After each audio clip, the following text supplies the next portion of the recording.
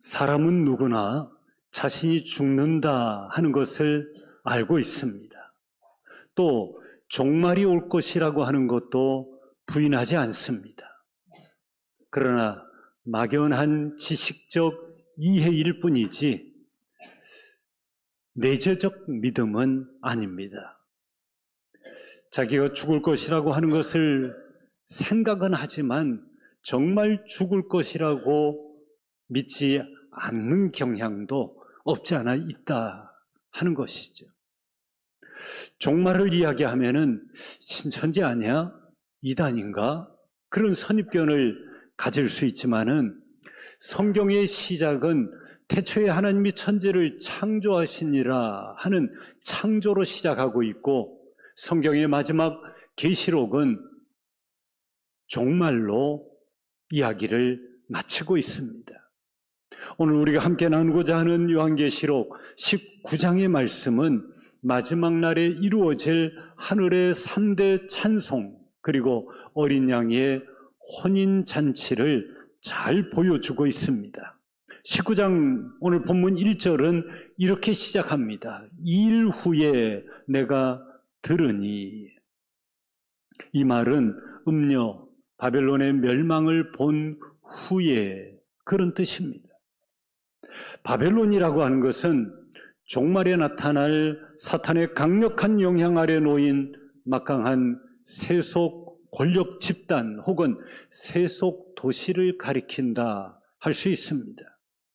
또한 하나님을 대적하고 하나님에게서 떠난 반신적이고 또 반교회적인 권세, 이것을 성경은 바벨론이라 그렇게 칭하고 있습니다. 하나님께서 사도 요한을 통해서 오늘 요한계시록 19장의 말씀을 주실 그 당시에는 반신적인 권력 집단의 전형적 모델이 있었는데 당시 교회를 핍박하고 성도들의 생명을 짓밟았던 로마 제국, 이것을 염두에 두고 있습니다. 바벨론의 멸망을 본 후에 오늘 말씀에 보면 하늘에서 허다한 무리의 큰 음성 같은 찬양 소리가 들렸다 했습니다. 멸망당했는데 찬양하고 있습니다. 얼마나 음녀의 그 고통을 당했으면은 음녀가 멸망할 때 너무너무 기뻐서 허다한 무리가 큰 음성 같은 찬양을 불렀다 했습니다. 그만큼 교회를 향한 음녀의 박해가 극심했다 하는 것을 암시하고 있습니다. 6절 말씀에 보면 동일하게 허다한 무리의 음성과도 같은 찬양 소리가 들리고 있는데 그 이유는 어린 양의 혼인 기약이 이르렀기 때문이고 그의 아내가 자신을 준비했기 때문이다 했습니다. 이 허다한 무리의 음성이 하늘 보좌 앞에 선 성도들의 찬송인 것입니다. 그래서 6절 이하 8절까지의 말씀은 구원받은 하늘 성도들이 부르고 있는 찬양의 노래입니다. 우리 교회가 속해 있는 교단이 어디냐 누가 물으면은 대한예수교 장로회라. 그래서 약칭 예장에 속해 있다 할 수 있습니다. 예장 안에도 크게 우리 교회가 속해 있는 통합교단이 있고 합동교단이 있습니다. 60년대까지만 해도 평양에서부터 쭉 내려와서 한 교단이었다가 이제 여러 가지 좀 분열이 생겨서 통합과 합동이 갈려진 것이죠. 그래서 우리 교회가 속해 있는 교단명을 적으라 그러면 예장 통합 이렇게 적으면은 정확한 약자가 됩니다. 우리 교단이 얼마 전까지만 해도 찬양대의 이름을 성가대라 그렇게 불렀습니다. 그러다가 수년 전에 우리 교단은 성가대를 찬양대로 이름을 완전히 바꾸었습니다. 그렇게 결의를 했습니다. 성가라고 하는 것은 한자 의미 그대로 거룩한 노래입니다. 그런데 이 거룩한 노래는 교회만이 아니라 타 종교에서도 절에서도 전에는 없던 그런 노래하는 이 합창단을 만들어 가지고 이제 노래하는 교회를 많이 따라오고 있습니다.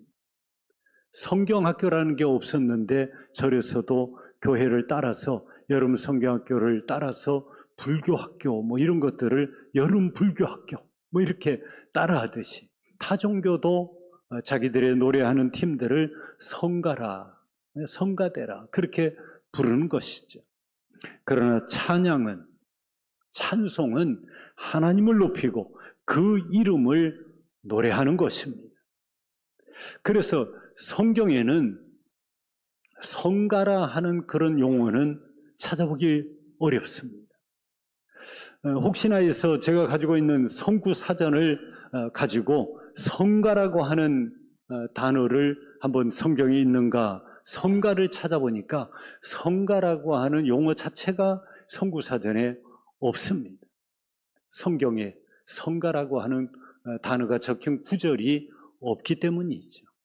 그런가 하면은 찬송이라고 하는 구절은 얼마나 있는가 보니까 창세기 9장에서부터 요한계시록까지 찬송에 대한 구절들이 쭉 기록이 되어 있고 또 찬양이라고 하는 용어도 사무엘하 18장에서부터 잠언에 이르기까지 여러 곳에서 찬양이라고 하는 단어가 나오고 있는 것을 볼 수 있습니다. 교회 용어 사전을 보면은 찬양이라고 하는 용어가 언제부터 쓰여졌는가? 한국교회 복음이 전해지기 그 이전인 1882년부터 이미 찬양이라고 하는 용어가 사용되어졌고 그리고 나서 1960년 무렵에 흑인 연가가 많이 불려지기 시작하고 가스펠이라고 하는 복음 성가가 불려지면서 성가라고 하는 용어가 사용되기 시작했다. 그렇게 정리해 놓았습니다. 한국교회 초기 1913년에 평양 장대현 교회가 조직한 이름도 성가대가 아닌 찬양대로 그렇게 시작이 되었습니다. 그래서 우리 교단은 이런 교회사의 역사적 고증 그리고 성경의 어떤 원리를 따라서 이제는 성가대로 잠시 불리던 것을 접고 찬양대로 그 이름을 바꾸게 된 것입니다. 찬양대라고 하는 것은 역대상 23장 5절에 있는 말씀 그대로 찬송하는 자들인 것입니다. 악기팀들도 마찬가지고요. 찬송하는 자들인 것입니다. 찬양대나 또 챔버나 다 찬양하는 자들, 찬양대라 하는 데서는 같은 것입니다. 우리가 예배 시간에 찬양대가 찬양하는 시간은 예배에 참여한 온 성도들이 그 찬양을 음악 감상하는 시간이 아닙니다. 그 시간에 찬양대도 음악의 실력을 뽐내는 발표 시간이 아니라는 것이죠. 회중은 또한 듣고 감상하고 평가하는 시간이 아니라 마음과 영으로 함께 찬양을 올려드리는 시간이 예배 중에 찬양대의 찬양 시간입니다. 그래서 설교 때 아멘 하듯이 찬양대의 찬양이 끝날 때도 나도 함께 하나님 앞에 마음과 영으로 찬양대와 함께 올려드립니다. 그 찬양의 가사를 나도 진실로 그렇게 믿고 고백합니다 하는 뜻으로 아멘 하고 화답하는 것입니다. 한번 따라해 보겠습니다. 아멘. 찬양하고 나면요 우리가 함께 그 찬양대는 연습하고 또 나와서 찬양하니라고 많은 시간을 들여서 준비하고 올려드리는 그 찬양에 나도 합승하는 거예요. 아멘 하고 함께 그 찬양을 올려드리는 것입니다. 오늘 1절 말씀 후반절에 보시면은 할렐루야 구원과 영광과 능력이 우리 하나님께 있도다 하신 말씀대로 구원의 문제는 전적으로 하나님의 절대 권한에 속하는 것입니다. 2절 말씀에 그의 심판은 참되고 의로운지라 음행으로 땅을 더럽게 한 큰 음녀를 심판하사 자기 종들의 피를 그 음녀의 손에 갚으셨도다. 여기 자기 종들의 피를 그 음녀의 손에 갚으셨도다 하신 말씀대로 원수 갚는 것은 하나님께 달려 있습니다. 여러분이 원수를 갚으려 하다 보면은 더 큰 화를 당하기 쉽습니다. 그러나 억울하고 힘들고 어려운 일이 있거든 하나님 앞에 기도로 신원하게 되면은 하나님이 그 원수를 갚아주시는 것입니다. 이 일을 통해서 주의 이름을 위해 순교한 순교자들 무슨 죄가 있어서가 아니라 복음을 증거하다가 어려움을 당하고 목숨을 잃어버릴 때에 얼마나 고통스럽고 억울하겠습니까? 그 억울함을 살피시고 그 원통함을 하나님이 헤아리시고 풀어주신다고 하는 것입니다. 우리 가슴에 맺힌 원한을 온전히 풀어주시는 것은 하나님의 손 안에서만 가능합니다. 여러분의 억울함이 있거든 사랑과 더불어 다투고 싸우려 할 것이 아니라 하나님 앞에 신원하고 기도로 하나님 앞에 아뢰이면은 공의로운 하나님께서 그 모든 것들을 판단하시사 하나님의 뜻 가운데 여러분의 억울함을 원통함을 풀어주실 줄 믿습니다. 그래서 우리는 할렐루야 할 수 있는 것입니다. 오늘 짧은 본문 10절에서도 할렐루야가 3차례나 나와 있습니다. 첫 번째 할렐루야가 큰 음녀의 멸망을 보고 난 후에 할렐루야 한 것을 1절에서 읽어볼 수 있고 두 번째 할렐루야는 3절에서 바벨론이 멸망하고 타는 연기로 세세토록 그치지 않고 그 연기가 하늘로 올라가는 것을 보고 할렐루야 하고 찬양하고 있는 것입니다. 장차 죄악된 이 세상은 결코 다시 회복되지 않고 꺼지지 않는 지옥불에 타게 될 것입니다. 이 사실을 알고 나면은 교회가 현재 악의 세력에 의해서 받는 고난, 그것은 어디까지나 일시적인 것에 불과하고 악의 세력이 장차 받을 반신적이고 반교회적인 세력들이 받을 그 심판은 영원하구나 하는 것을 우리로 깨닫게 하는 것입니다. 정치적 이해관계를 떠나서 미국의 제45대와 제47대 대통령이 된 도널드 트럼프 대통령의 취임식이 있던 현지 시간 1월 20일 그 취임식장에 참석했던 이영훈 목사님의 증언에 따르면은 그 취임식장이 날씨가 너무 추워서 실내에서 진행이 되어졌는데 취임식 중간중간에 그 식장에 참여해 있는 많은 참석자들이 아멘 또 할렐루야 하는 소리를 중간중간에 여러 번 들었다는 것입니다. 그래서 이 목사님이 내가 지금 교회 부흥회에 와 있나? 그런 착각이 들 정도였다 하는 소회를 밝힌 것을 읽어보았습니다.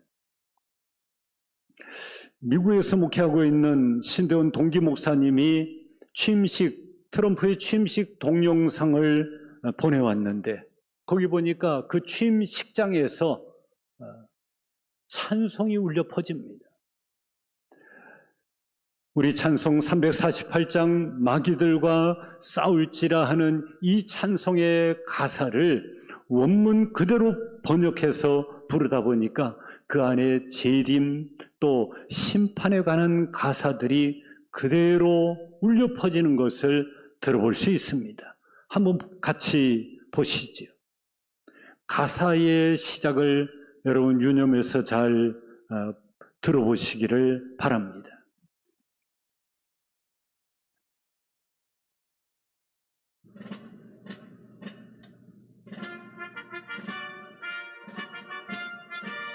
소리를 조금 더 키워주시죠.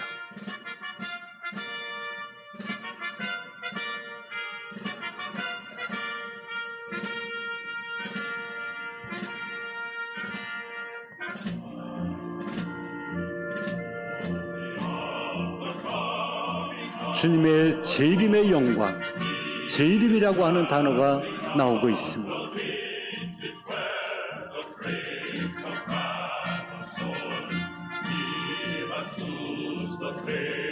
심판의 번개라고 하는, 심판이라고 하는 용어가 나와 있습니다. 주님의 진리 행진해 온다. 글로리 글로리 할렐루야 하는 찬양의 가사가 그 미 대통령의 취임식장에서 울려 퍼지고 있다고 하는 것.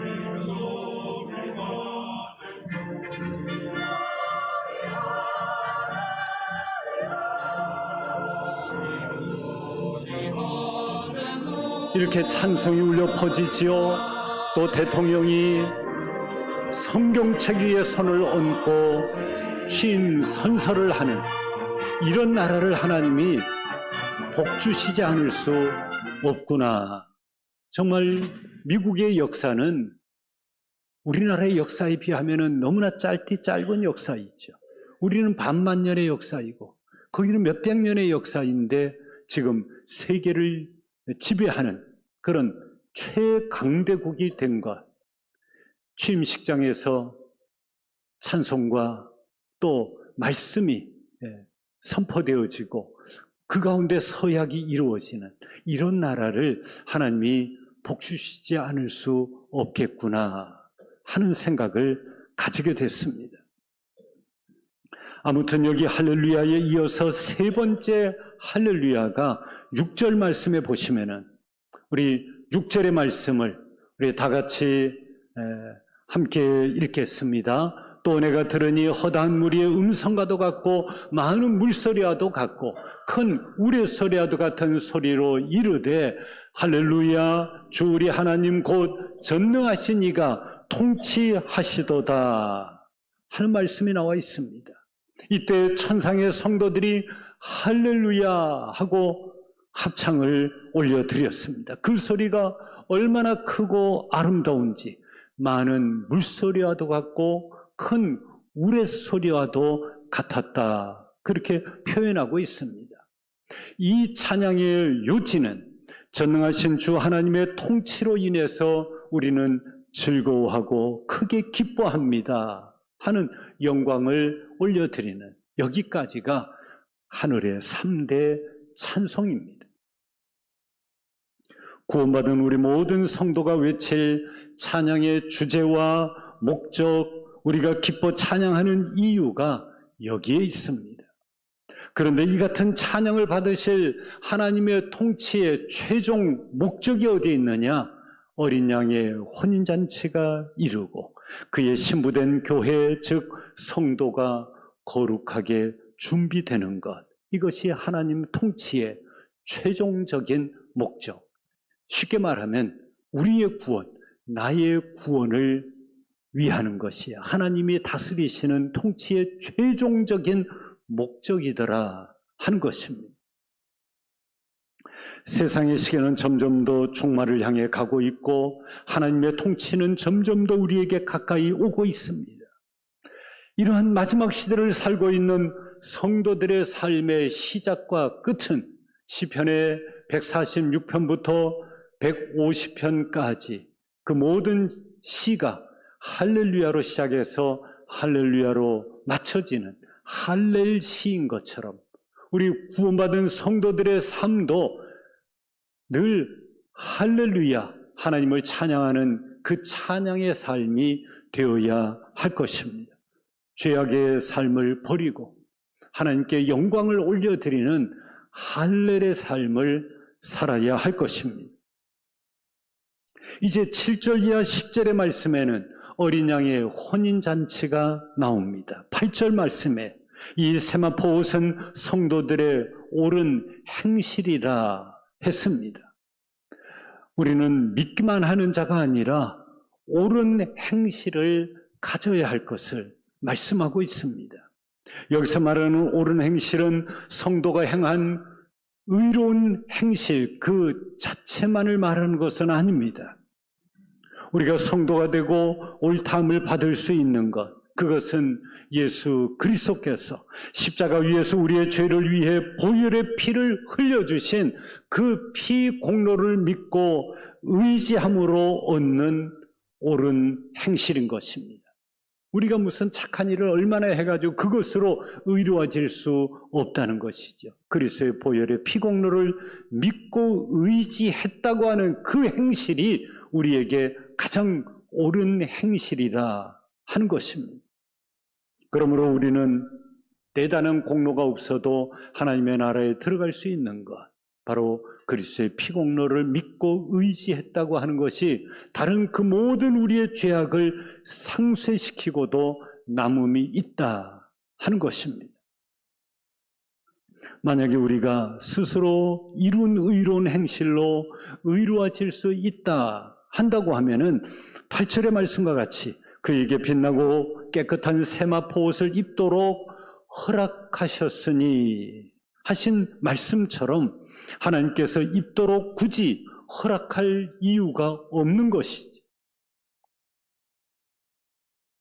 마태복음 22장에는 혼인잔치 비유가 나옵니다. 여기 요한계시록 19장에 나오는 어린 양 혼인잔치의 비유를 예수님이 공생의 기간에 이미 마태복음 22장에서 다 샘플로 보여주신 비유인 것입니다. 그 비유 가운데 보면 임금이 잔치를 베풀고 아들의 혼인잔치를 앞두고 잔치를 베풀었는데 그 잔치에 어떤 한 사람이 예복을 입지 않고 왔더라. 그래서 결국 어떻게 됩니까? 그 사람은 손발이 꽁꽁 묶여서 바깥 어두운 데로 던져지는 것을 볼 수 있습니다. 아니, 좀 너무하지 않나? 아니, 잔치에 축하하러 왔는데 뭐 예복을 좀 갖추지 않았다고 그렇게까지 할까? 심하다 하는 생각이 들지만은 실제로 그 당시 이스라엘에서는 임금이 혼인잔치를 베풀게 되면은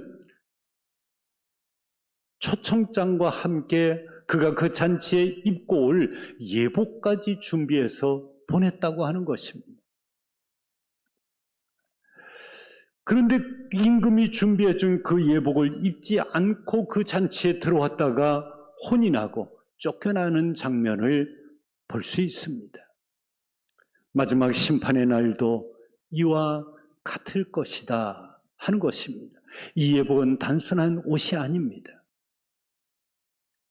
당신의 아들을 이 세상의 말구유에 그리고 십자가에 내어 놓으시기까지 그리고 피 흘리시기까지 해서 우리를 구원하신 그 보혈의 은총, 그 십자가 은총, 그 십자가 사랑을 믿는 그 믿음의 옷이 바로 여기 이 예복인 것입니다. 그러므로 그 예복이 없는 자는 천국 문 앞에 아무리 얼쩡거리고 들어가고자 애걸복걸을 해도 들어갈 수 없고 쫓겨날 수밖에 없다. 바깥 어두운데 그 바깥 어두운 데는 결국 지옥불이 되고 말 것입니다. 그러므로 이러한 보혈의 피공로를 믿고 의지하지 않는 자에게는 긍휼 없는 심판이 따를 것이다 하는 것을 보여주신 말씀인 것입니다. 그래서 계시록 19장과 마태복음 22장은 짝을 이루고 있는 것입니다. 뿐만 아니라 주신 바 그 믿음, 그 은혜 안에서 거룩을 이루어 가기를 하나님은 기뻐하시는 것입니다. 그 하나님의 뜻에 따라서 우리는 히브리서 12장 4절의 말씀처럼 죄와 싸워야 합니다. 다른 세상 그 무엇과 싸울 것이 아니라 죄와 더불어 싸워야 합니다. 죄와 더불어 싸우되 대충 싸우다가 포기하는 것이 아니라 피 흘리기까지 생명 걸고 죄와 더불어 싸워야 하고 악한 마귀 사탄과 더불어 싸워야 한다는 것입니다. 그래야 우리가 거룩과 구별됨을 이루어갈 수 있고 오늘 말씀에 있는 그대로 빛나고 깨끗한 세마포 옷을 입고 어린 양 혼인잔치에 참여하는 주님의 신부, 거룩한 예복을 입은 자가 된다 하는 말씀입니다. 9절 말씀에 천사가 사도 요한에게 말하기를 기록하라. 어린 양의 혼인잔치에 청함을 받은 자들은 복이 있도다 하고 또 내게 말하되 이것은 하나님의 뭐라고요? 참되신 말씀이라. 하나님의 참되신 말씀. 세상에 말도 많고 말씀을 전한다는 사람도 많지만은 하나님의 참되신 말씀, 어린 양의 혼인잔치에 청함을 받은 자들이 복이 있다. 이게 하나님의 참되신 말씀입니다. 여러분 모두가 어린 양의 혼인잔치에 청함을 받은 줄 믿으시기를 바랍니다. 이 땅에서 태어난 모든 사람의 최고한 행복이 무엇일까? 어린 양 혼인잔치에 청함을 받은 사람. 그 사람이 가장 행복한 사람입니다. 죄 많은 우리가 하늘 혼인잔치에 청함을 받았다. 그것은 가문의 영광 정도가 아니라 일생일대의 영광인 것입니다. 그러나 마태복음 22장 14절 혼인잔치 비유의 마지막 절 14절의 결론은 이와 같습니다. 청함을 받은 자는 많되 택함을 입은 자는 적으니라. 청함을 받은 자는 많다는 것입니다. 그러나 택함을 받은 자는 적다고 했습니다. 우리가 지금 교회에 나와 앉아 예배하고 이 교회의 의자에 앉아 있지만은 끝까지 믿음을 지키고 하나님의 나라에 들어가는 택함 받은 자가 되기 위해서는 우리가 영적인 경각심을 가지고 끝까지 믿음을 지켜야 하는 것입니다. 주님의 제자였던 가룟 유다는 마지막에 주님을 부인하고 3년 내내 주님을 따라다녔던 고생했지만은 마지막에 주님을 부인하고 말았습니다. 그러나 3번이나 부인했던 베드로는 회개하고 다시금 주님의 곁에 온전하게 세워진 것을 볼 수 있습니다. 전설에 따르면은 주님처럼 십자가에 못 박힐 수 없다. 순교하면서 그는 거꾸로 십자가에 달려 죽었다 하는 전설이 내려오고 있습니다. 우리는 이미 청함을 받았지만은 계시록 16장 15절의 말씀처럼 보라 내가 도둑같이 오리니 누구든지 깨어 자기 옷을 지켜 벌거벗고 다니지 아니하며 자기의 부끄러움을 보이지 아니하는 자는 복이 있도다 하신 말씀처럼 깨어 자기 옷을 지켜야 합니다. 죄의 수치를 가리고 성령으로 의의 거룩한 세마포 옷을 입어야 구원에 합당한 자가 된다 하는 것입니다. 마지막 시대를 살아가는 성도의 사명이 여기에 있습니다. 지나온 인류의 역사 가운데 지금처럼 예수를 믿기 어려운 때가 없습니다. 우리의 시선을 끌고 우리의 마음을 빼앗는 미혹의 일들이 세상 도처에 깔려 있고 미혹의 영들이 과거보다 더 극성을 부리는 때가 오늘 이 시대인 것입니다. 이러한 세상에서 우리가 출세하고 공을 세워서 이름을 알리는 것도 좋지만은 믿음과 거룩을 지켜서 어린 양의 혼인잔치에 참여하는 것하고는 도무지 비교할 수 없다 하는 것입니다. 오늘 본문 마지막 절 10절에 보시면은 이러한 하나님의 참되신 말씀을 받은 사도 요한이 너무 기쁜 나머지 이 메시지를 전하고 있는 천사의 발 앞에 엎드려 경배하려고 했더니 천사가 아니요 하면서 요한에게 하는 말이 나는 너와 및 예수의 증언을 받은 내 형제들과 같이 된 종이다. 너나 나나 다 하나님 앞에 종일 뿐이다. 그러니 삼가 내게 절하려 하지 말고 오직 하나님께 경배하라. 그렇게 말하면서 예수의 증언은 예언의 영이라. 그렇게 천사가 말했습니다. 천사의 증거처럼 하나님의 참된 말씀이 증거되어지고 그 말씀을 받고 믿어 구원에 이르게 되는 것은 오직 하나님의 역사이지 사람이나 천사가 아무리 탁월하다고 해도 하나님의 도구로 쓰임받는 것 뿐이라는 것입니다. 그러므로 우리는 모든 일을 다 한 후에도 베드로전서 5장 5절의 말씀처럼 겸손으로 허리를 동여야 하는 것입니다. 여기 허리를 동이라고 하는 것은 노예가 주인을 수종들기 위해서 앞치마를 허리에 두르고 주인을 수발하고 섬기는 것을 허리를 동이라 하는 말씀의 의미인 것입니다. 예수님도 제자들의 발을 씻기실 때에 수건을 허리에 두르시고 그리고 낮은 자세로 제자들의 발을 닦기 시작하셨던 것을 요한복음 13장에서 볼 수 있습니다. 이처럼 성경의 중심은 오직 예수입니다. 누가 뭐라고 해도 우리의 구원자는 예수님 한 분뿐인 것입니다. 모든 타종교와 이단은 창시자에게 그 모든 초점을 맞추고 있지만은 66권의 신구약 성경은 일치되게 예수 그리스도에게 초점을 맞추고 오실 예수 그리스도가 구약의 39권이고 오신 예수 그리스도가 신약의 27권, 66권이 다 예수 그리스도에게 초점을 맞추고 예수 그리스도를 증언하고 있는 것입니다.